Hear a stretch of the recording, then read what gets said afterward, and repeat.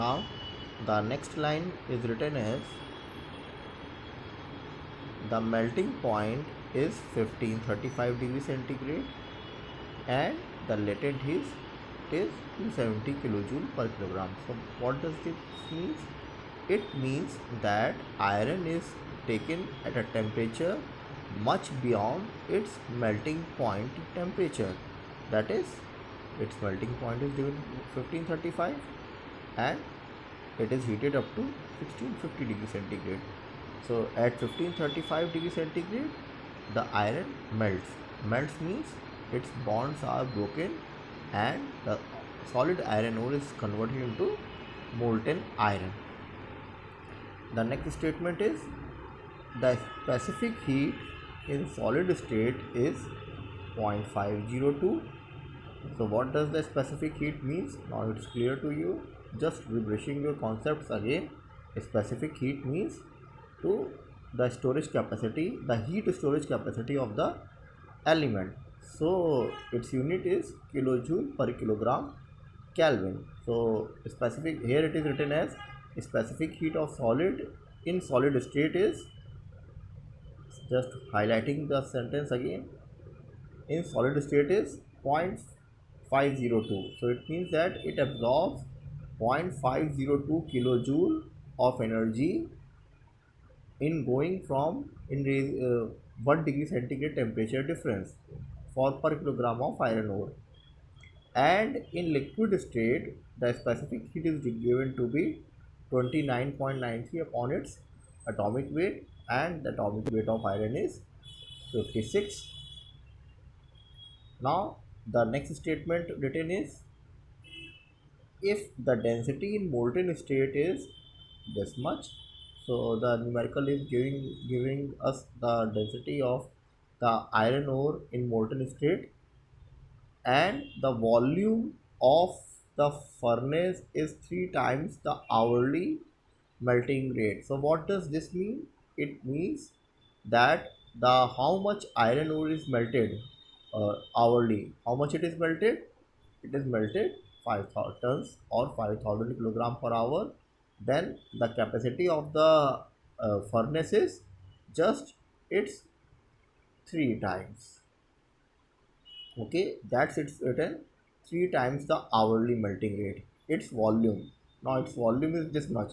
Now see, look up this. The sentence is somewhat somewhat confusing. It is written volume of the furnace and here it is given mass. So we have to convert it into proper unit.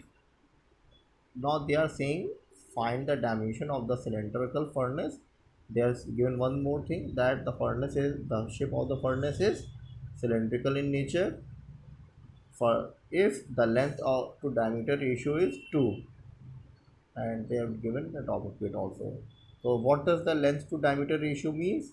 It means that if I draw a furnace, if this is the furnace, then length to diameter ratio, that is its L by D ratio, is given to be 2. It is a very important factor in from mechanical point of view and when you are designing elements. So this is all generally known as L by D ratio. Anyway, coming to the numerical, proceeding to our solution part.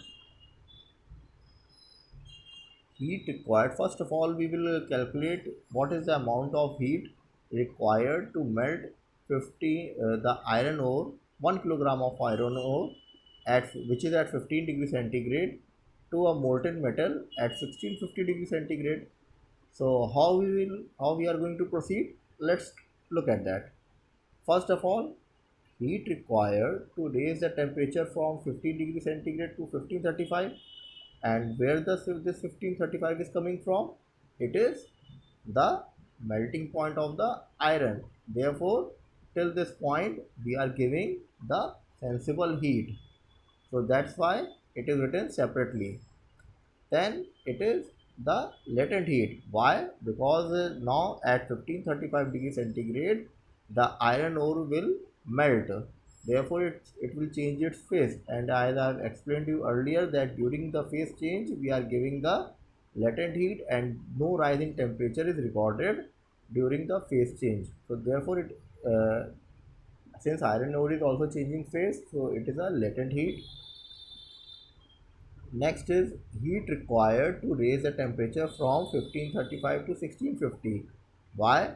Because the temperature is going up to 1650 and the temperature of melting point of iron ore is 1535. So therefore iron ore is further heated beyond its melting point. Therefore now it is raising the molten temperature rising it again. Therefore it is written heat required to raise the temperature from 1535 to 1650 degrees centigrade. Hopefully you have understood, not a very tough numerical. Now writing it in equation form. So first of all, this statement, what how does its equation will look like? This is equation is mcp. Just look at this cp. Here it is written cp in solid state. So as it is written there that cp in solid state is sorry, it is written there that cp in solid state is 0.502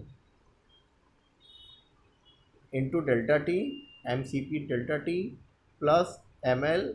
Ml denotes the latent heat plus mcp. Now again note down the change. Now cp of liquid state, so therefore it is this one. It is written here also liquid state. Now this is the equation in equation form and this is the statement form. Now substituting the values and taking m, that is the mass, common. So the equation will be m is taken out to be common. Cp, change in temperature 1535 to from 15 to 1535. This is latent heat. This is again Cp in specific heat in liquid state, that is 29.93 upon atomic weight which was given, and atomic weight of iron 56 is given to you. Again delta T will be from 1650, sorry, from 1535 to 1650. So delta T means finally temperature minus initial temperature, and after solving we get this much heat input for per kilogram. Since melting rate is this much, now you can multiply it by multiply this heat by this one. Why? Because we have taken out first for per kilogram, and but the what is the hourly melting rate? It is given to be 5 tons per hour or 5000 kilogram per hour. Therefore what will be your answer? It is given by this one. Okay, now the volume needed, what was the question? Just have a look at that. The question is the volume of the furnace is 3 times the hourly melting rate. So first of all we have to find out the volume of the furnace. To identify the volume of furnace, first of all we should know what is the volume of the molten metal that is formed. Okay, so how will you come to know that? It is written here that 6900 kilogram is the density. Since density is known, mass is known, therefore we can find out the volume of the molten metal form, and it is written here. Look at this. This is the volume of the furnace. Why? Just look at this. This is the molten metal rate. It is 5 tons per hour density, and since volume of the furnace is 3 times, so it is written 3. So this is the volume of the furnace needed. Now as you know that volume of the cylinder is pi by 4 d square into L. Substituting, equating these two values, so we get the diameter, and since it is given that L by D ratio is equal to 2, therefore we get the length of the cylinder. Now this part was not in your question, so just leave this one. Hopefully you have understood what the numerical is, and it was an easy one, not a difficult part. Now coming to the next part,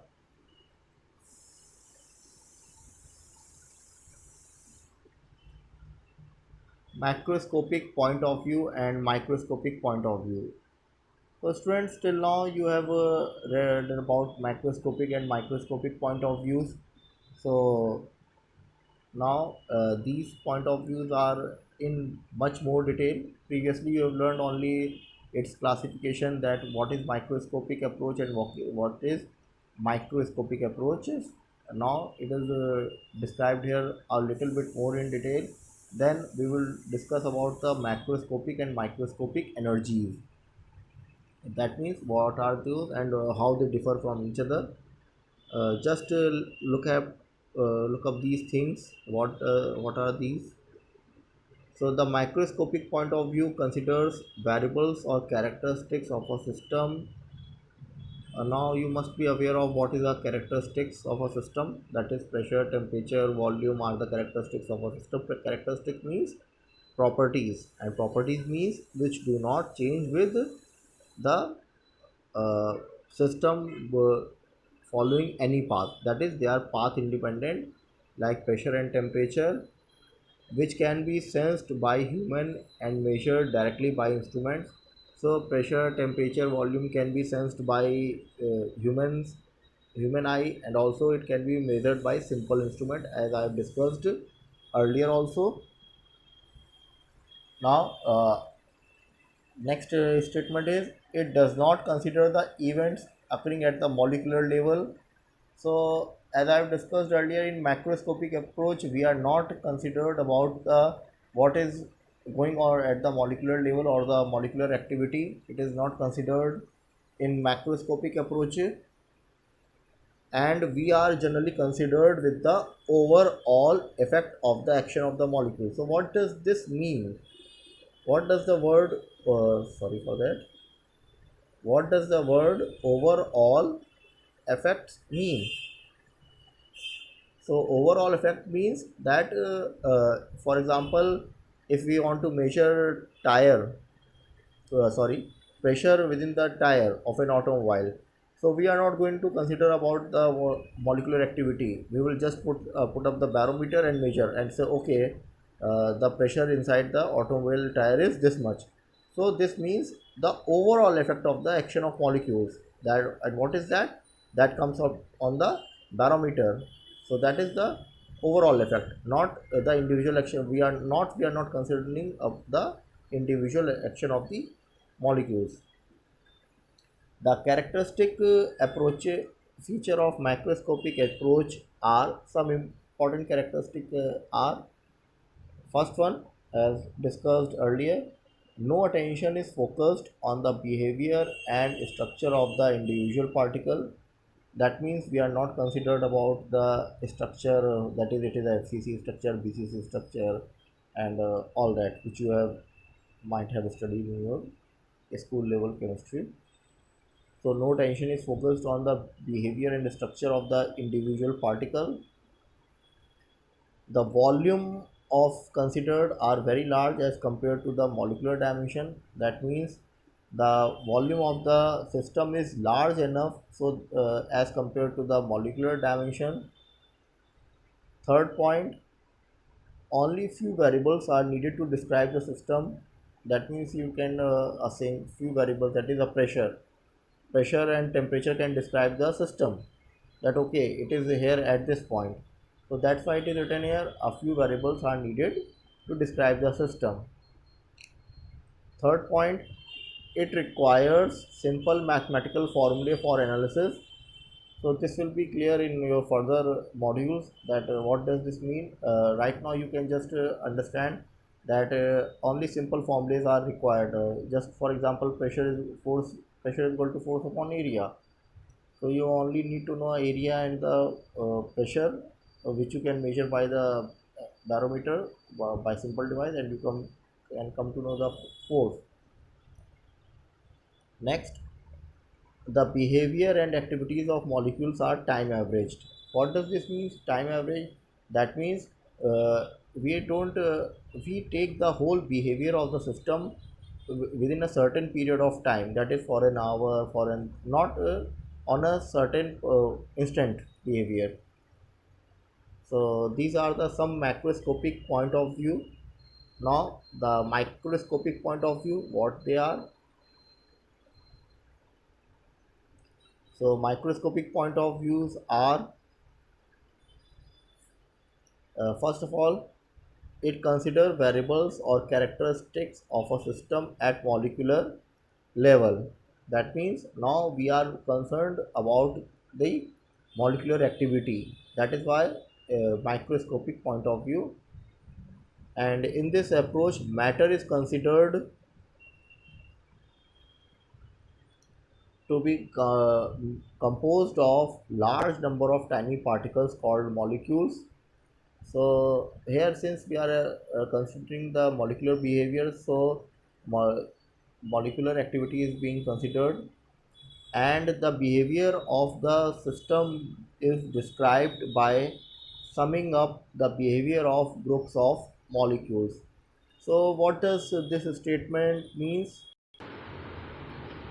So now what does this mean? That it means that we consider a group of molecules and their analysis is carried out.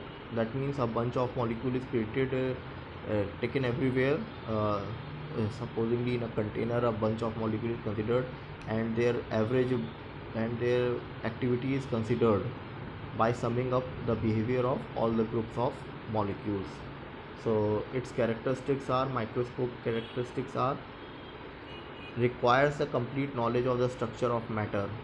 That means we should know the each and every detail of how the matter is composed of, and very large number of variables are needed to describe the system. So it is a very complicated analysis, and it is not done generally with your fingertips or by using simple calculator. Specific programs and dedicated softwares are needed to analyze these types of systems when dealing with molecular activity. And the important point which I have just said, variables cannot be directly measured but must be calculated. So what does this mean? You cannot measure the pressure of the system just by putting the barometer. You have to calculate, okay, like, okay, this is the group of molecules, we are considering this much molecules, then the pressure exerted by this group of molecule will be this by this, and by second group of molecule will be this, and by third this, and so on till the nth group of molecule, and all the groups are being averaged. So a very typical task. Now moving to the next point, thermodynamic equilibrium.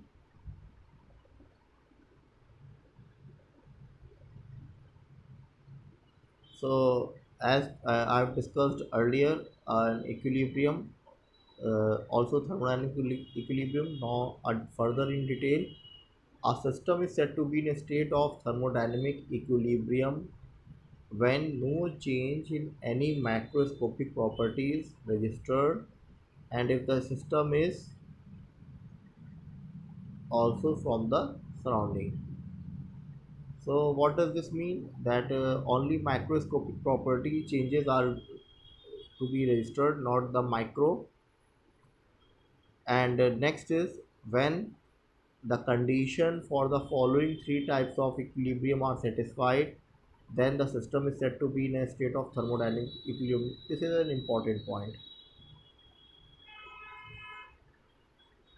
from thermodynamic equilibrium point of view, that whenever I say that the system is in thermodynamic equilibrium, then you must automatically get no you must automatically know that three types of equilibrium are present there. What are those three types of equilibrium?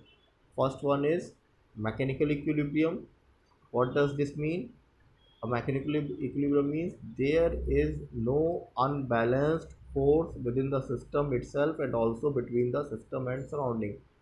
This is an important point, that no unbalanced force within the system and also between the system and surrounding. Within the system and between system and surrounding. So what does this mean? Just consider a piston cylinder device. So there should be, if there is a molecules, then all the molecules should be at the same pressure, as well as the pressure inside the system and outside the system should also be same. This is very important aspect and very much taken care in advanced engineering thermodynamics.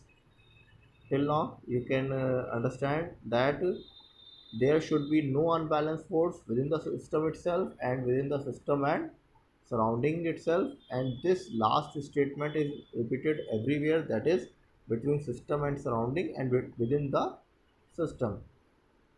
So the next statement is chemical equilibrium. What is chemical equilibrium? There is no chemical reaction within the system and no transfer of matter from one part of the system to another. That means chemical reaction should not take place within the system. Moreover, the transfer of matter should not take place from one part to the another part. Uh, so again, a complex statement. That means that chemical reaction should not take place. If it is taking place, that it means that reaction is going in certain direction. And the second, transfer of matter should not also take place. In this statement also the last phrase can be added, that is within the system and between the system and the surrounding. The next is, and the last, thermal equilibrium. So what does this mean? There should be no temperature difference between part of the system and between the system and surrounding. So what does this mean to us? This means that if I take a system and if the system is at 32 degrees centigrade, but if the outside temperature is at 40 degrees centigrade, then the system is not in thermal equilibrium. But if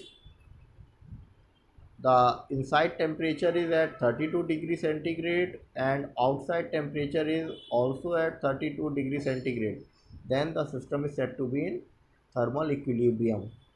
Okay, now the last line, when the condition of all the three types of equilibrium are not satisfied, the system or its surroundings or both will undergo a change of state until the equilibrium is restored. That means, just take up the example of the thermal equilibrium. If it is at 32 degrees centigrade and it is at the atmosphere is at 42 degrees centigrade, then since it is not in thermal equilibrium, why? Though the system within the system it is 32 but outside is 42, so therefore a thermal equilibrium is not there.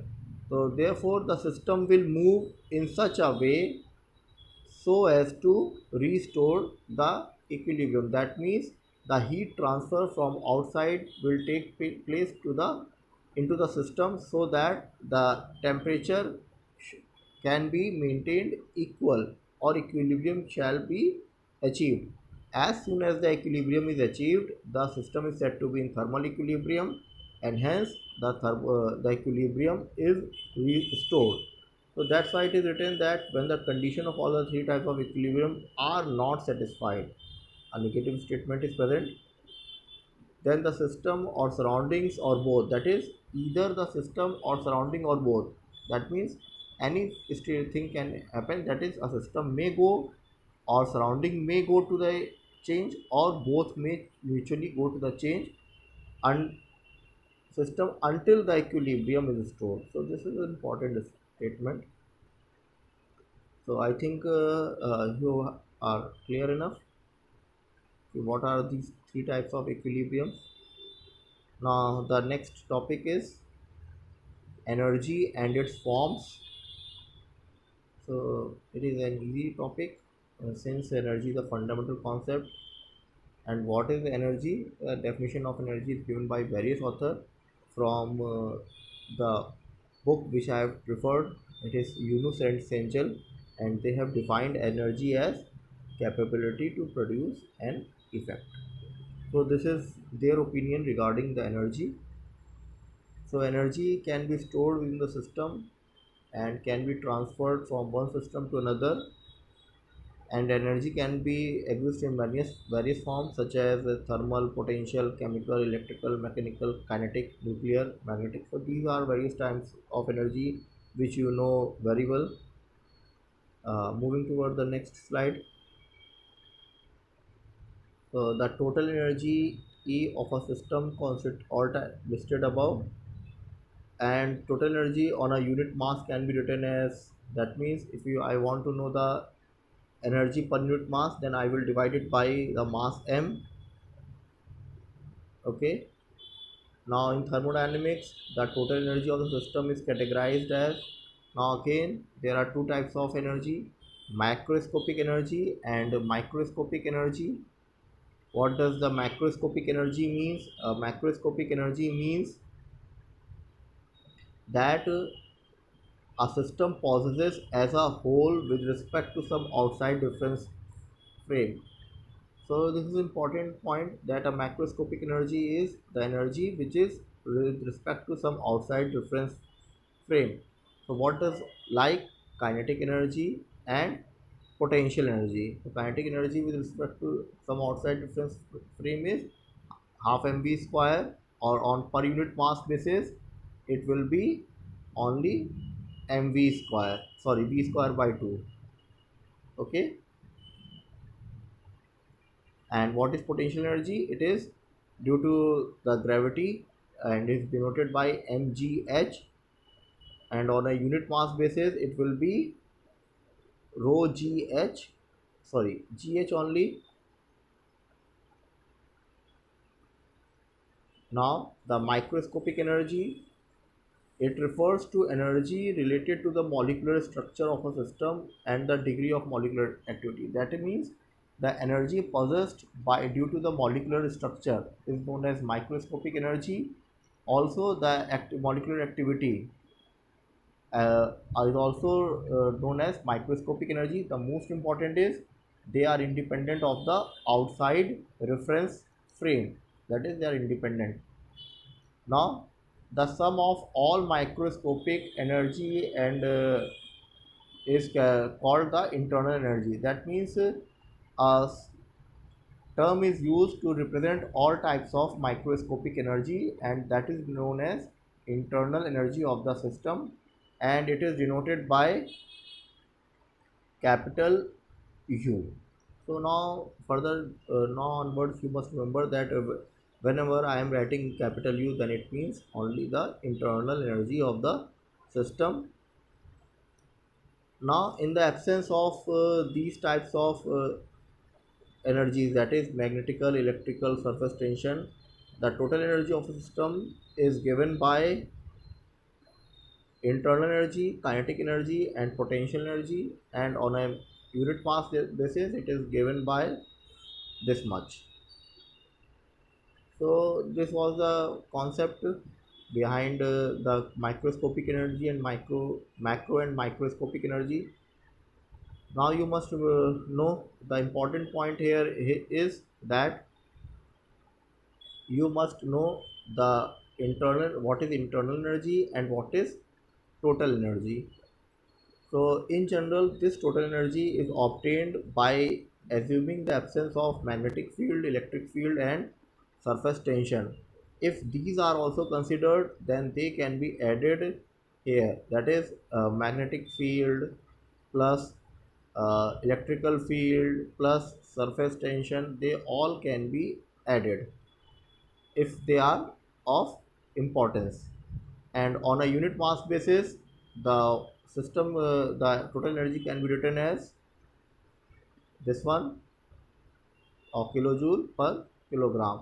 So it is a standard in thermodynamics to denote the unit mass of any substance or any energy or anything by small letters. Now moving to the next part,